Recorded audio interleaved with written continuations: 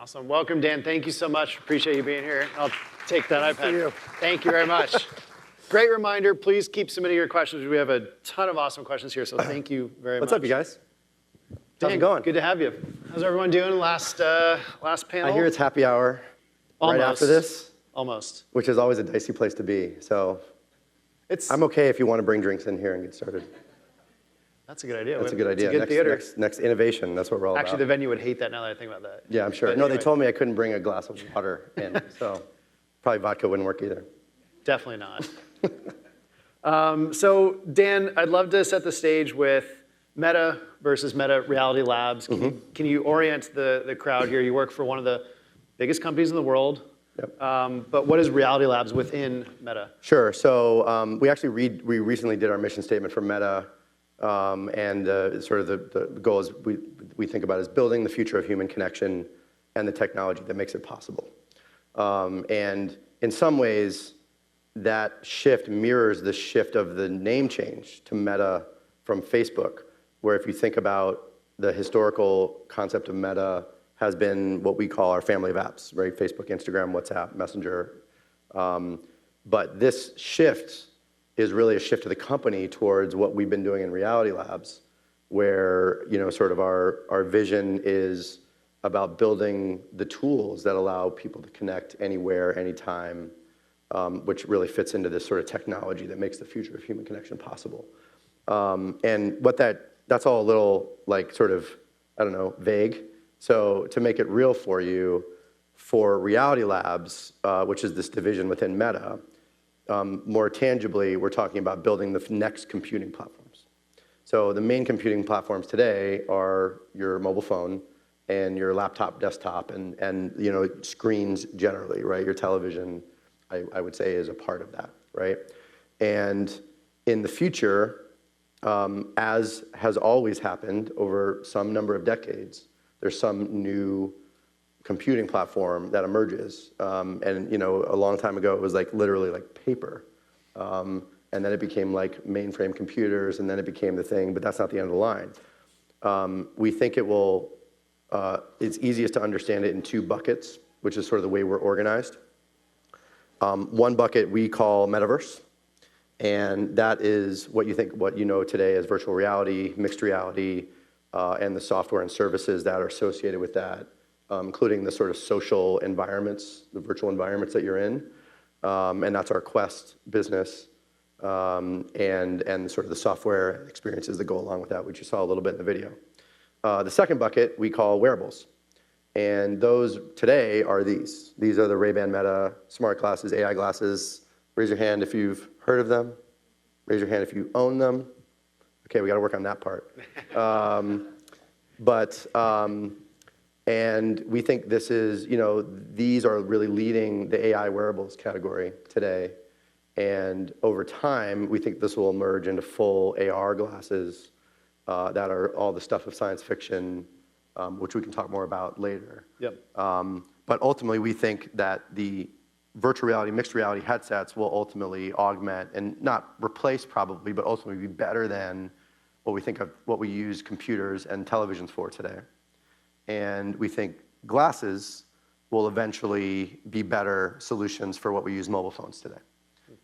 So we think it's a pretty huge opportunity if you think about the size of those markets and the capabilities that they have.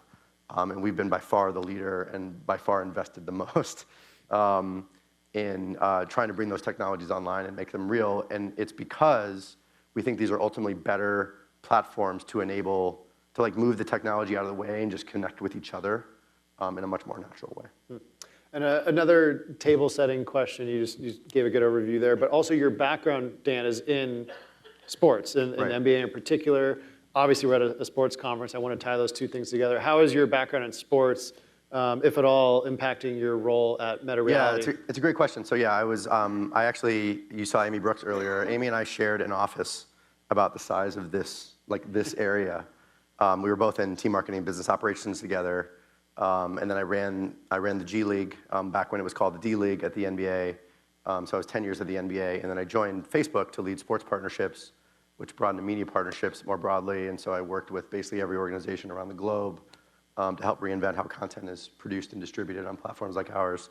And then, 2.5 years ago, I decided to make a pivot where I'm now the COO of Reality Labs, which was just a really interesting opportunity I felt like I couldn't turn down, where I'm tasked with turning these technologies, this sort of R&D department, into a real business, and growing the revenue and growing the sales and building products that are better fit for the world.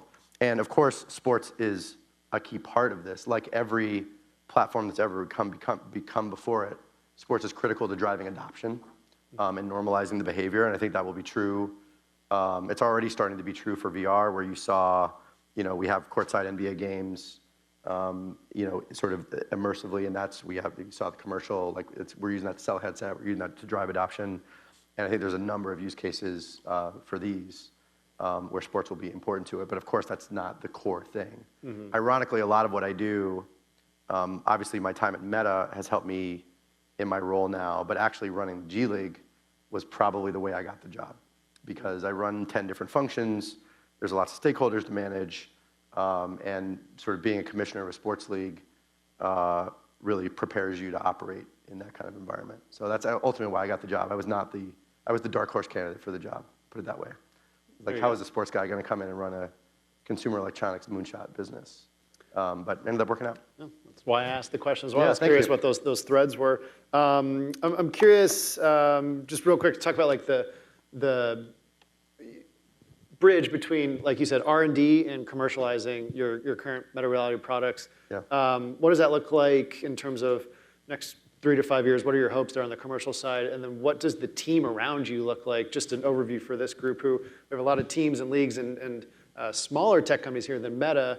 I'm curious to go into the org chart and like the vision over the next 3 to 5 years of what you're trying to build with these products. Yeah, sure. I mean, look, it's funny. We've mapped the fastest growing, most successful tech consumer products in like the last 30, 40 years. These are things like the iPhone, the iPad, Samsung Galaxy, Kindle, these kinds of things. Mm-hmm.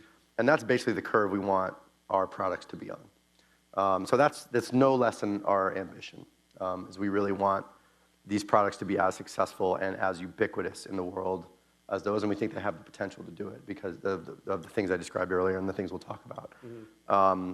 In terms of how we're structured, we're sort of organized by the 2 product groups that I described to you, where there's product leaders there. I sit alongside them as the COO, sort of partnering with them about how we build these products in ways that the market, that we can commercialize them, and they're not just jamming tech into a device that becomes very expensive and is useful to nobody, which is kind of what R&D departments do, which is fine for an R&D department, but shifting to be focused on a customer, focusing on use cases, being really disciplined about nailing those use cases through user research, through analytics, which are 2 of the teams that I run, and then integrating that with product marketing and go-to-market and the sales channels and how we work with our partners and partnerships we do. These are all the organizations that live within my world, along with like legal and policy, to make sure that we don't get into trouble, and which are important and with sort of breakthrough device categories like this. Mm-hmm. So that's kind of how it works today, and it's been, and it's a big operation. Reality Labs is probably about 16,000 people. My org alone is a couple thousand. And we're spending lots of money. You can look up online how much money we're spending. You can look at our quarterly earnings, how much money we're spending in R&D. The top line business is, a couple billion and growing very fast. Mm-hmm. I want to talk about use cases now that we've kind of set the stage with those questions and answers there. I mean, you're making some big statements. Like these glasses are going to replace these devices. Mm-hmm. How is this not Google Glass all over again? Talk me through what you're really excited about, what you're thinking is the real differentiating components here. Well, okay, so let's talk about the glasses, the Ray-Ban Metas today. There's a few things that are very different than Google Glass. The most probably important one is we have a wonderful partner in EssilorLuxottica, who is the world's leader in glasses across the entire category, fully integrated. And so while these are like special editions and they're clear and they're kind of like geek chic, if I were to wear my black pair, they look like normal Ray-Bans. They're light, they're comfortable, and so that's the first thing. People have to want to put them on their faces because especially glasses are an expression of your personality, of your style.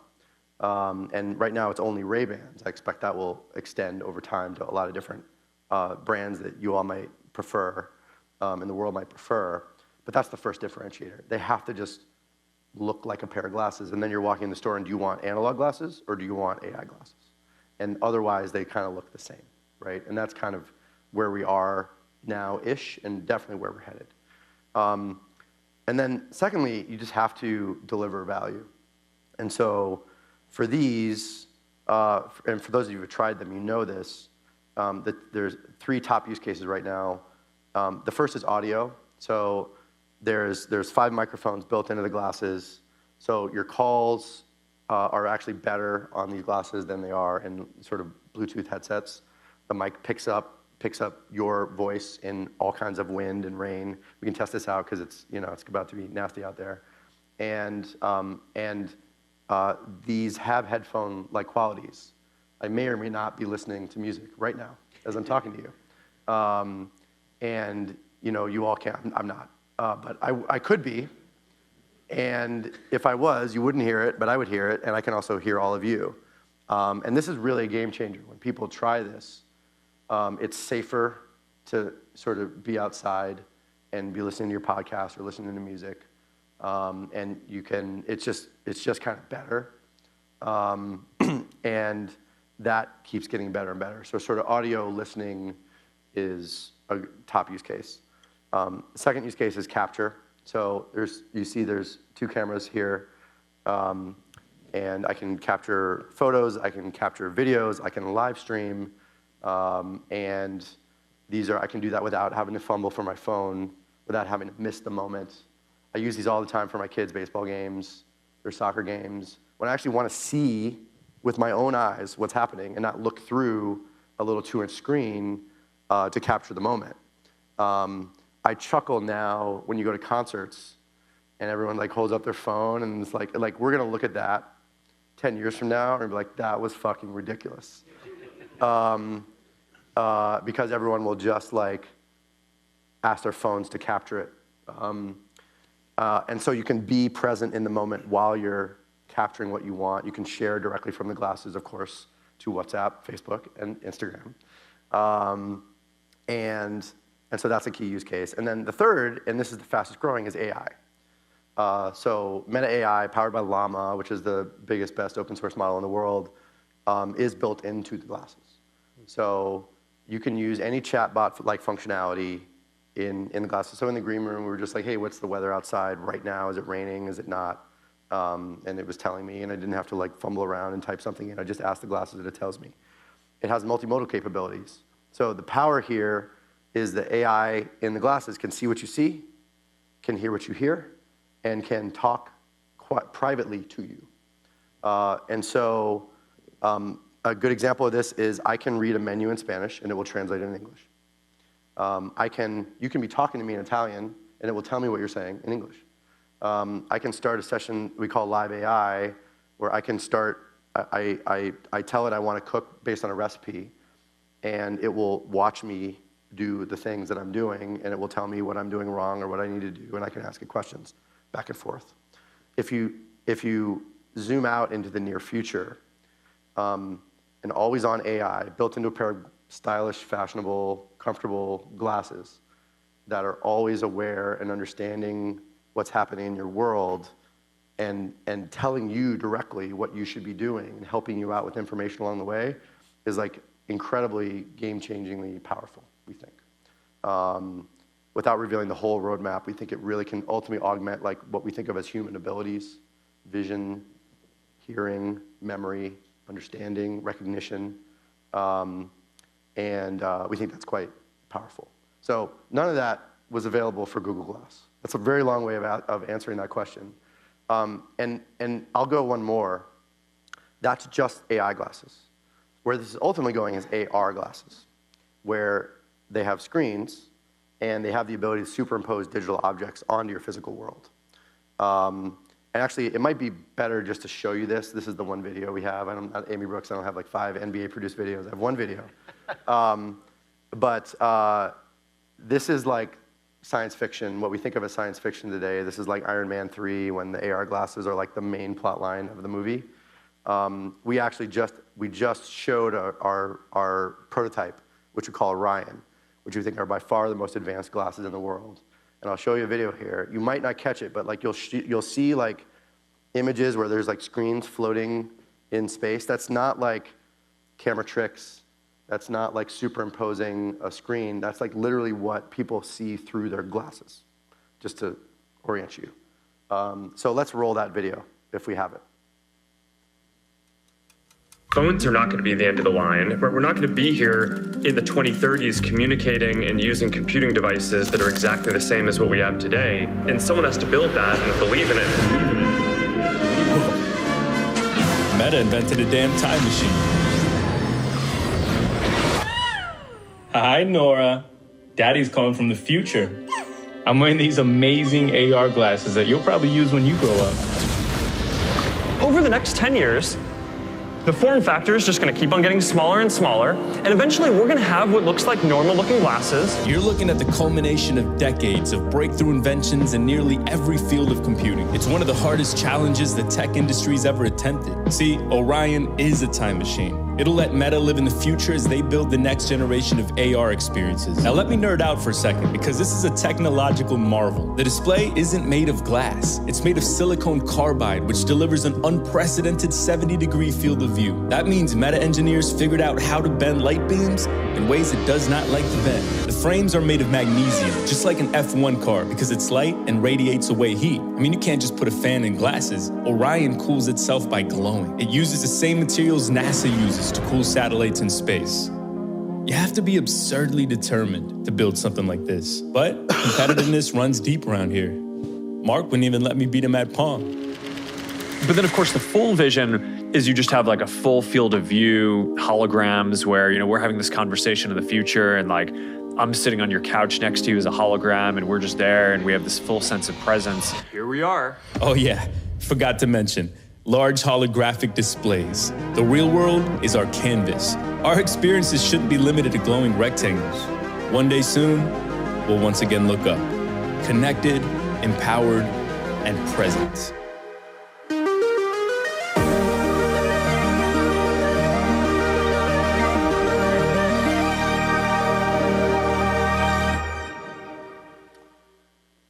So ultimately, that's where this is going.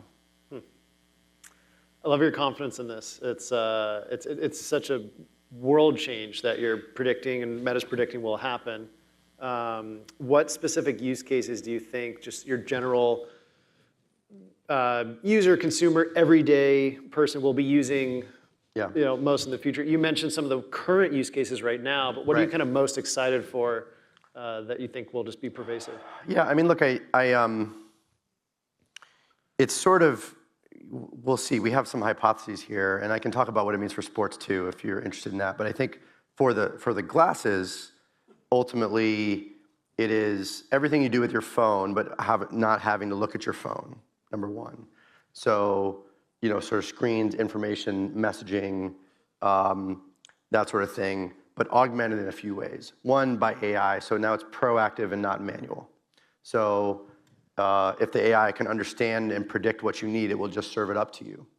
And it will cut through all the apps and everything you need, and it will you just talk to it as a computer, and it will tell you what it wants, or tell you what you need, and it will anticipate what you need and go back through your context and information and serve you up whatever you need. Because it is on your face and connected to your ears and eyes, it has the ability to sort of ultimately augment your human abilities. I mentioned this partnership with Be My Eyes in the past, where we have a partnership right now with a company called Be My Eyes, where if you're vision impaired, you can start a session with Be My Eyes, and the glasses will turn on, and there'll be a camera feed to someone in a call center who can see what the person sees and help them, right? Which is awesome. But soon the AI will do that, right? So if you are vision impaired in any way, shape, or form, you now have AI that can see everything and understand what's happening in the world and help you out. And that works for vision impaired. That also works for the rest of us who may not understand something we see or may need help with directions or whatever. Hearing also, it could be enhanced with things like this because of the sort of headphone-like capabilities. And look, I think like the mobile phone, no one anticipated things like Uber when we were all using flip phones, right? Things like that will emerge that are sort of hard to predict. But again, I think that's why we think about this as an entirely new computing platform. An AI-powered device that you're wearing on your face that's sort of connected to you in this way. I think there's you can imagine your mind can wander on lots of interesting opportunities. In mixed reality, virtual reality, we think, again, if the glasses are like mobile phone plus use cases, mixed reality is TV plus use cases, computer plus use cases. So, one of them now is sort of what we talk about as spatial computing. This is the one that's going to happen soonest, which is literally like same 2D screens, but superimposed in your physical world. You're looking through a camera, not through glasses, but you can throw all your screens everywhere, and you can sort of do things that you can't do through a physical screen. You can put a gigantic television in a blank wall in a room and surround it with all your stats, all your highlights, all your chat feeds, and not have to buy a television and do that. And the video quality is better. Like we can do 3D stereoscopic video better than the best 3D, sort of broadcasting mediums today, like really? in VR. So the whole like 3D TV thing that like came and went, it might come back in VR and mixed reality because it's just better and doesn't require like weird glasses. But then the immersion where you can physically transport somewhere, obviously for sports, that's a game changer where you can really reinvent production and broadcast, where you can literally sit courtside in an NBA game, or you can have an F1 race on your tabletop and then switch right to the driver's field of view, again, immersively. So we think that's a great opportunity. There's a social connection where, again, I can be sitting here. I live in the Bay Area. You're here in New York, I assume. We could be watching a game together with your, digitally embodied avatar, and we're sitting there just like we're sitting here.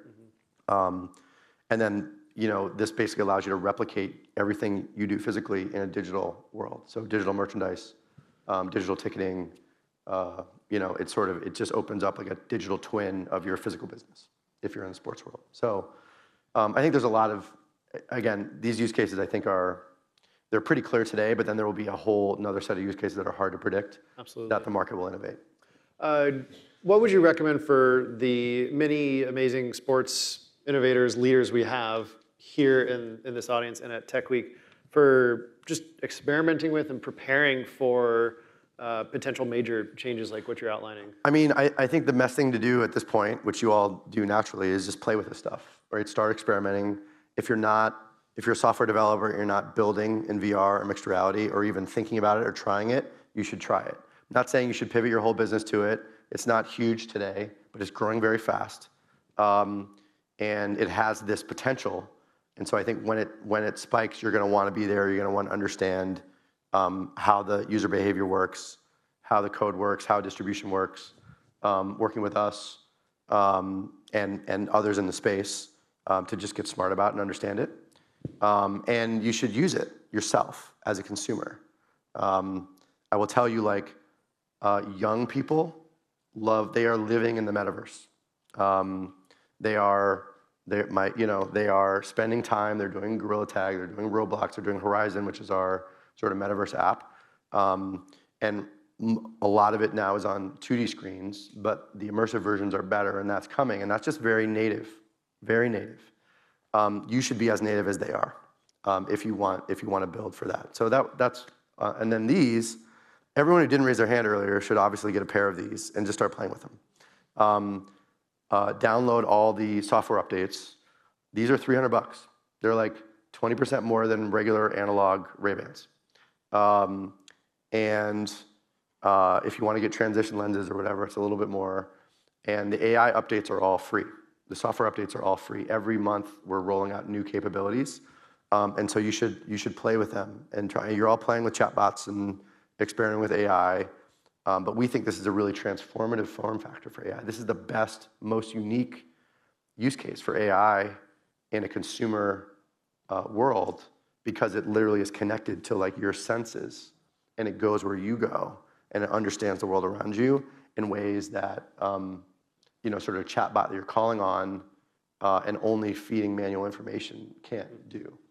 So you should start playing with that. And this is going to hockey stick pretty fast, both in terms of the sales, because we can't keep these things in stock, but also the innovation and the abilities that this product will unlock. Some quick questions from the audience, and thank you. These are great ones.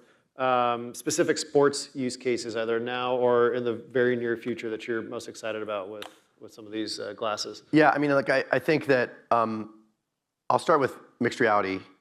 I think, like, obviously, sort of content production and distribution, both in 2D and immersive, are very popular now, and people are experimenting with it. We saw some of it at the Tech Awards last night. So that's great. And then actually, VR is actually a superior way to learn. Of course, you learn by doing, right? This is like, we know this. And VR simulates learning by doing without actually having to actually do it. So training use cases for athletes are growing and very popular. So these are a couple of the use cases there. On the glasses side, they're not as obvious.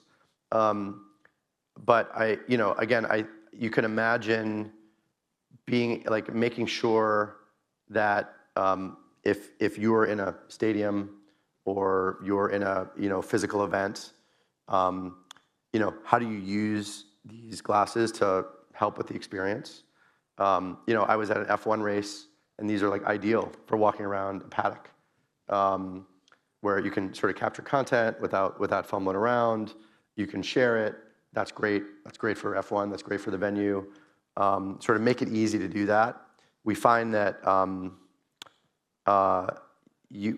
when we bring creators together, we sort of place a bunch of things around that you can use the glasses for, and that creates content, and then they share it. Something as simple as like a mirror, where you can like take a picture of yourself with stuff around you. Like there's just like cool activation stuff like that. But again, over time, this will evolve to, imagine if everyone in your stadium or arena has a pair of glasses on their face that can access all the things that they use their phone for. Things like entry and exit, things we've been talking about, entry and exit. Things like, ordering food and concessions, things like delivering highlights to people, like literally overlaying what you're seeing on a court or on a field with information, which of course is a downside of physically going to a game. You have all that for television. You don't have it when you physically go to the game. Guess what? You can now when the AR glasses come online. So I just think there's a lot of those things that I don't think are really happening yet today, but I think will be the norm very soon. Another interesting question from an audience member who, let me get this right there, with respect to replacing everything you do with your phone, how do you think about input to the glasses when you're in a situation when you can't talk? Great question. I'm glad you asked, because I forgot to mention that. So we are also building a wristband that measures electrical signals from your brain that you can control glasses with simple hand gestures. Not like these kind of hand gestures, right? Where you're like moving stuff. You have the wristband, and you're just like, doing this kind of thing, and you can send messages. You can write messages. You can swipe, like reels. You can turn on AI. You can turn on music. You can do anything you need to without voice activation or without a physical button. Where there's a physical button here that I'm taking a video of you all right now. Say hello. There we go. And so that wasn't too bad. But if I want to use AI, I have to use my voice. But soon you won't have to. When screens come online and you have a wristband that you can control, you'll be able to navigate it again in a much more natural way than we do today. where you control it with your voice, you control it with your eyes, you control it with your fingers, just as you're going around your normal course of business without having to live your life through a kind of 2-inch screen that takes you away from connecting with the rest of the world and with people right in front of you. That's the vision. Last, merging a few questions here. Some of you have the same sense of humor here, but how do they bribe you for a set of Ray-Bans to check out? What do they do to get their hands on them? Being here in the audience, discount, et cetera. I mean, I don't know. There's probably like 30 sunglass huts within a half a square mile from here. It's true. We're in a good spot for sunglasses. Yeah. Yeah, I mean, look, we're trying to sell these things, to be honest. That's my job. They're not that expensive. You all, you're all doing quite well. It was a really honestly. You can play, you can, if you see me out and drink, I'll be happy to like let you demo mine and check it out if you're interested. I did not realize you said they're only 20% more than like just an analog. Yeah, if you buy analog Ray-Bans, they're like $200, $220, $240, something like that. In all seriousness, that seems to pass the reasonability test for a new product. It's not here's a multi-$1,000. No, and that's intentional. Like we are, the whole. Going back to our mission is to build the future of human connection. You can't do that if you sell a very high-priced product that only appeals to wealthy people. That is, all of our apps are free. We are actively working on reducing costs to make sure that these things are available. All the styles fit all the faces, so that because this like everything we do, gets better as the network effect continues to grow. Well, Dan, thank you so much for joining us. We wanted this to be like kind of like an overarching, future-looking view of a potentially big new product that's going to impact a lot of industries. Appreciate you joining us and helping close out day 2. Let's give Dan a big round of applause. Good to see you guys. Thank you so much. And then for tomorrow morning, we're going to head downstairs for the reception this evening, and then a reminder about tomorrow morning that we're starting our Sports Tech Connect, which is like that curated networking that we do. That's really popular. That's at 8:15 a.m. sharp. Don't miss that. It's completely overbooked, and there's no more room, frankly, which is actually really exciting. We love to see that. And then if you're not going to that, totally fine. We're starting the first panel at 9 a.m. Abe Madcore is interviewing the owner of the Seattle Kraken, Samantha Holloway. And so we'll see you either at 8:15 or 9 a.m. tomorrow morning after the reception this evening. So thank you very much, everyone.